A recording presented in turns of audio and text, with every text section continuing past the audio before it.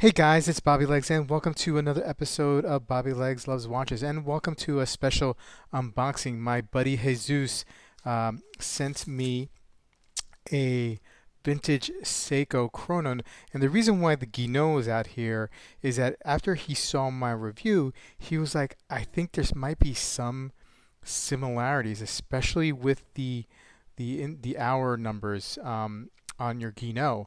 So are you interested?" And sure, like I'm definitely interested in taking a look at some watches, some vintage watches, definitely for sure.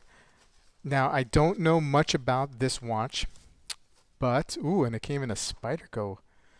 Oh man, that's pretty cool. Spyderco box, yeah. I need to get a Spyderco, man. I got this. I just picked up this Kaiser Vanguard Sheepdog. Awesome, awesome, pretty cool knife.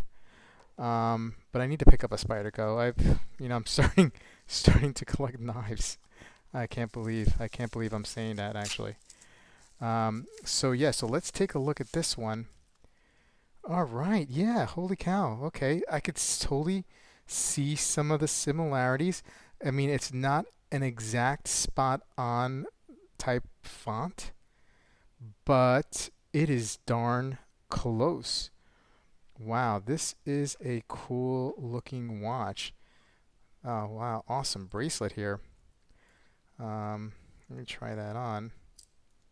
Let's see if it fits me. Okay, let's get this on here. It's a little bit of a loose fit, but that's okay. Oh, wow, that is sharp. Quartz, as you can tell by the seconds hand ticking away at uh, the the 9 o'clock register there. Awesome. And okay, let's see here. Let's engage the chrono. Is that? Oh yeah, there it is. There you do it. Yep. And then we stop. And is it this one? Yeah. That's cool. The quartz chrono sweep. This one I have no idea what it does.